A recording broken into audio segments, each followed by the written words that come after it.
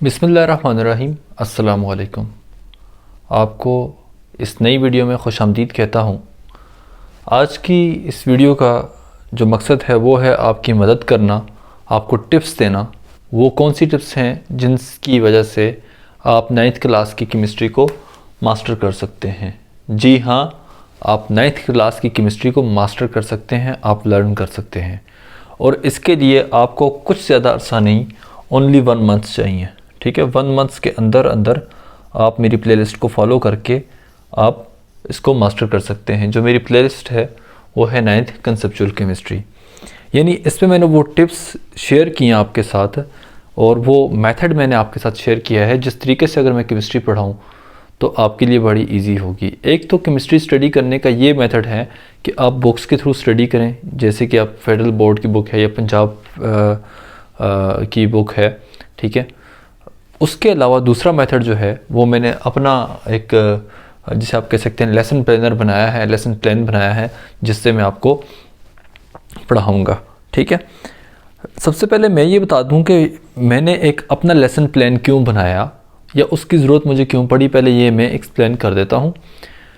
सबसे पहली बात यह है कि केमिस्ट्री जो है बहुत बोरिंग सब्जेक्ट है ऑफ कोर्स, और उसको बुक से पढ़ाना और ज़्यादा बोरिंग हो जाता है, क्योंकि अभी एक कंसेप्ट है, आगे कोई दूसरा कंसेप्ट आ जाएगा, फिर तीसरा कंसेप्ट आ जाएगा, और पहले कंसेप्ट का दूसरे कंसेप्ट के साथ इतना लेना देना कुछ ख़ास नहीं होता। मिसाल के तौर पे अभी आपने ब्रांचेस ऑफ केमिस्ट्री पढ़ी हैं, तो आगे आयन का कंसेप्ट आ जाएगा। देखिए, एकदम से नया कंसेप्ट स्टार्ट हो गया, फिर आगे जाकर मोल का कंसेप्ट आ जाएगा। अजीब से कंसेप्ट हैं जिनका एक दूसरे के साथ लेना देना नहीं है। मैथमेटिक्स में क्या होता है कि आपने एक कंसेप्ट सीखा, उसको अगले में आप उसको अप्लाई करो, तो जो ये 2 कंसेप्ट सीखे उसको आप तीसरे में अप्लाई कर रहे होते हो। तो केमिस्ट्री में ऐसा कुछ नहीं है जिसकी वजह से केमिस्ट्री बोरिंग हो जाती है। ठीक है, और स्ट्रेंज से कंसेप्ट आपके सामने आते हैं जिसकी वजह से आप प्रेशराइज होना शुरू हो जाते हो, जिसकी वजह से केमिस्ट्री आपको डिफ़िकल्ट लगती है। और एक और बड़ी बात यह है कि केमिस्ट्री जो है वो माइक्रोस्कोपिक चीज़ों की स्टडीज़ हैं। अक्सर औक़ात आप सोचते हो यार ये एटम से मेरा क्या वास्ता है, मेरी ज़िंदगी में कहाँ पे काम आएगा, मॉलिक्यूल मेरी ज़िंदगी में कहाँ पे काम आएगा, या मैंने इलेक्ट्रॉन्स को कहाँ पे पढ़ना है, कौन देखता है, एटम्स नज़र भी आते हैं कि नहीं आते। बहुत सारे क्वेश्चन जब मैं 9th क्लास में था, आपके लेवल पे था, तो मेरे जहन में भी उठते थे। मैं बहुत परेशान होता था कि आखिर ये केमिस्ट्री पढ़ाते क्यों हैं। यकीन जाने कि मैं तो केमिस्ट्री की वजह से स्कूल से भागा हूँ। मैं आपको यहाँ तक बता देता हूँ कि इसमें कोई शर्माने की बात नहीं है कि केमिस्ट्री की वजह से आखिर मैं इतना डिप्रेस हुआ कि अच्छा खासा पढ़ाकू बच्चा जो है सिर्फ केमिस्ट्री की वजह से भाग रहा हूँ। मगर उसके बाद क्या हुआ कि केमिस्ट्री के जो कन्फ्यूजन्स हैं, आपको पता है कन्फ्यूजन्स का मतलब क्या है? कन्फ्यूजन्स का मतलब होता है कि सवालात, आपके क्वेश्चंस बड़े इंपॉर्टेंट होते हैं। क्वेश्चंस अगर आपके क्वेश्चंस के सवाल अगर आपको क्वेश्चंस के आंसर मिल जाए तो आपकी सारी कन्फ्यूजन क्लियर हो जाती है। ठीक है, तो मुझे बहुत सारी कन्फ्यूजन्स थी। उन कन्फ्यूजन्स पे बैठ के मैंने क्या की, सेल्फ स्टडी की, यानी जो मेरे क्वेश्चन थे उनके आंसर मैंने क्या किए, सेल्फ स्टडी से तैयार किए। ठीक है, यानी सेल्फ स्टडी करके मैंने उनके आंसर ढूंढे। आप ज़रा मुझे ये बताइए कि अगर किसी इंसान को, किसी कन्फ्यूज़ इंसान को उसके सवालों के जवाब मिलने शुरू हो जाए तो फिर? ठीक है, जितने ज़्यादा आप कन्फ्यूज़ होते हैं, जितने ज़्यादा आप नालायक होते हैं, उतने ही ज़्यादा आपके क्वेश्चंस होते हैं। ठीक है, जितने ज़्यादा आप कंफ्यूज होते हैं, जितने ज़्यादा आप नालायक अपने आप को फील करते हैं, उतने ही ज़्यादा आपके क्वेश्चन हैं। सिर्फ आपने क्या करना है, एक स्टेप करना है, एक डेयर करनी है, आपने सेल्फ स्टडी करनी है, अपनी क्यूरियोसिटी को आपने आगे बढ़ाना है। ठीक है, और आपने सेल्फ स्टडी की तरफ आना है, वो आपको बड़ी हेल्प करेगी। ठीक है, शुरू में थोड़ा सा प्रॉब्लम होगी, बट आहिस्ता आहिस्ता आपको मज़ा आने लगेगा। खैर, ये फिर बात सेल्फ स्टडी वाला थोड़ा सा मसला है कि एक चीज़ तो हमें टीचर से समझ नहीं आई, तो सेल्फ स्टडी किस तरह करें, ये बहुत लंबी एक डिबेट है, एक बहुत बड़ा टॉपिक है। इसको मैं फिर बाद में कभी डिस्कस करूँगा। ठीक है, तो मैं आपको इसलिए बता रहा हूँ, ये टिप्स मैं आपको इसलिए दे रहा हूँ क्योंकि मैंने खुद मेहनत की है, और मैंने आज MSc केमिस्ट्री जो है वो इसी वजह से कर पाया हूँ, क्योंकि मैंने इन तमाम प्रॉब्लम्स को फेस किया है एक नालायक स्टूडेंट की तरह। वैसे हर कोई नालायक नहीं होता, बट यह है कि कुछ चीज़ें, कन्फ्यूजन वाली बात मैंने आपको बता दी थी कि कन्फ्यूजन क्लियर तो आप साइंटिस्ट भी बन सकते हैं। ठीक है, देखें ना, आइंस्टाइन के जहन में कहाँ से सवाल उठता है कि यार सेब ज़मीन पे गिरता है और जो आपके पास मून है वो ज़मीन पे नहीं गिरता, क्या वजह हो सकती है? सवाल भी खुद उठाया और जवाब भी खुद उठा के दे दिया, ग्रेविटी डिस्कवर कर ली। ठीक है, न्यूटन ने इस सवाल का जवाब निकाला। और फिर आइंस्टाइन ने क्या किया, आइंस्टाइन ने कहा अगर स्पीड ऑफ लाइट से मूव करूँगा तो क्या होगा, फिर उस सवालों का जवाब भी उसने खुद दिया। उसने कहा टाइम क्या है, टाइम को डिफ़ाइन किया और फेमस हो गया आइंस्टाइन। ठीक है, वो फिर आपकी लेवल की बातें नहीं है खैर, बट मैं आइंस्टाइन का हवाला ऐसे दे रहा था। आज कितना मशहूर हो गया Einstein, because of his confusion. ठीक है, कन्फ्यूजन भी और अपनी क्यूरियोसिटी की वजह से, और उसने जो क्वेश्चंस उठाए थे उनके आंसर उसने खुद ढूंढे। खैर, इन तमाम बातों को छोड़कर मैं आपको जो चीज़ बताने लगा हूँ, आपका टाइम कंज्यूम होगा इसमें, आपकी प्रैक्टिस प्रैक्टिस प्रैक्टिस आपको चाहिए होगी। आपका टाइम थोड़ा बहुत लगेगा, क्योंकि आप अगर चाहते हैं कि चीज़ों को मास्टर किया जाए तो आपका टाइम तो कंज्यूम होगा, उसके साथ प्रैक्टिस होगा। प्रैक्टिस में जो आपके आप देख लें, आपके पास असाइनमेंट्स हैं, आपके पास सेल्फ असेसमेंट्स हैं, आपके एक्सरसाइज के क्वेश्चन हैं वो, और उसके अलावा जो मेरे खुद से बनाए गए क्वेश्चन हैं वो आपने सॉल्व करने हैं।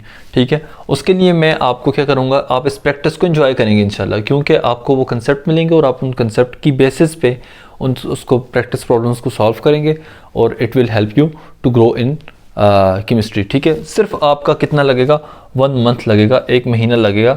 1 महीने के अंदर अंदर आप केमिस्ट्री के 4 चैप्टर्स के मास्टर हो जाएंगे। कहीं से भी कोई भी उठाकर क्वेश्चन पूछा जाएगा तो आप उसको सॉल्व कर लेंगे। ठीक है, एंजॉय करेंगे। और 9th की कंसेप्चुअल केमिस्ट्री कि आपने जो प्लेलिस्ट है वो मेरी लाजमी देखनी है, वो मेरी प्लेलिस्ट आपने लाजमी एक्सेस करनी है यूट्यूब पे, और आप उसको लाजमी देखिएगा। ठीक है, सो सबसे पहले मैं आपको बताता हूँ कि मैं उसमें पढ़ाने वाला क्या हूँ। ठीक है, मैं उसमें पढ़ाने वाला क्या हूँ।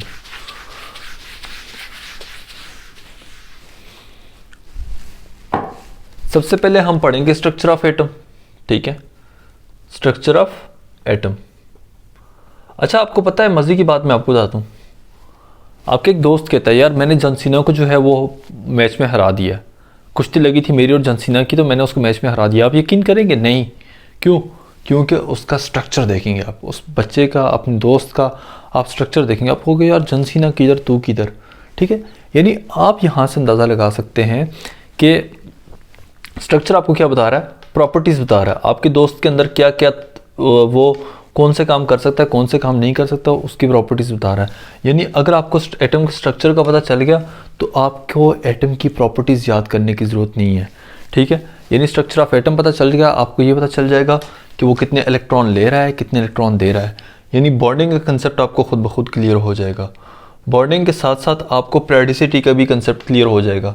बॉन्डिंग का जो कंसेप्ट है वो आपके चैप्टर 4 में, यूनिट 4 में है। ठीक है, और जो पेरियोडिसिटी का कंसेप्ट है एलिमेंट्स की या एटम्स की, वो आपके पास है यूनिट 3 में, वो भी क्लियर हो जाएगा। ठीक है, यूनिट 3 में। और स्ट्रक्चर ऑफ एटम भी आपका क्लियर हो जाएगा जो कि आपका यूनिट 2 में है। ठीक है, पीछे रहेगा यूनिट 1, उसको मैं अलग तरीके से लेके चलूँगा। यूनिट नंबर 1 को, ठीक है, वो सबसे लास्ट में हम पढ़ेंगे। ठीक है, और ये आपका कवर होगा 3 डेज़ इंशाल्लाह। 3 डेज़ आपको लगेंगे, आप इस चैप्टर को मास्टर कर लेंगे। ठीक है, 3 डेज़ आपके लगेंगे, 3 डेज़ आपके इसमें लग जाएंगे ऑलमोस्ट। और स्ट्रक्चर ऑफ एटम पे जो है आपके यूनिट 2 से बेसिकली आ रहा है। आपने इस चीज़ को नहीं देखना, इस चीज़ को अपने जहन में नहीं लाना। ठीक है, मैं आपको यूनिट्स वाइज लेकर नहीं चलूँगा, बट मैं आपको सिर्फ यहाँ पे इंडिकेट करवा रहा था कि हमने ये यूनिट करने हैं, ये इन यूनिट से होगा। ठीक है, आपने बुक नहीं खोलनी, जिस तरह मैं लेके चलूँगा आप उस तरह चलेंगे इंशाल्लाह, आप कंफ्यूज नहीं होंगे, आपको मज़ा आएगा।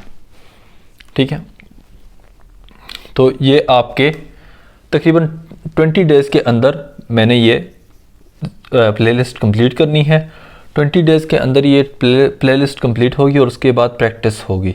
ओनली 10 डेज़ प्रैक्टिस सेट होगा, जिसमें आपने बार बार प्रैक्टिस करनी है, और प्रैक्टिस करके आपने मुझे जो है अपने आप को उसको आंसर्स को ख़ुद ही चेक करना है। ठीक है, मैं उसका सॉल्यूशंस भी डाल दूँगा। तो इंशाल्लाह आप ये वीडियो मेरी ज़रूर देखिए। ठीक है, अब तो मुझे एंड पे आके याद आ रहा है कि ये वीडियो पूरी देखनी चाहिए थी, पहले बोलना चाहिए था मुझे। तो मेरी कोशिश होगी, वैसे अगर आप लास्ट आपने वीडियो स्किप करके देखिए तो प्लीज़ ज़रूर मेरी वीडियो ये तो सारी की सारी देखें, ताकि आपको पता चले कि मैंने हर एक जो बात की है उसमें मैंने जो बात की है वो आपकी बेहतरी के लिए की है और बाकायदा वो लॉजिकल है, ठीक है। ऐसे नहीं है मैं अपने तजर्बे से, अपने ज़ाती तजर्बे से बात करूँ, लॉजिकल बात करूँ। थैंक यू सो मच मेरे साथ रहने का और मेरे चैनल सब्सक्राइब करने का। Thank you so much. अल्लाह हाफ़िज़।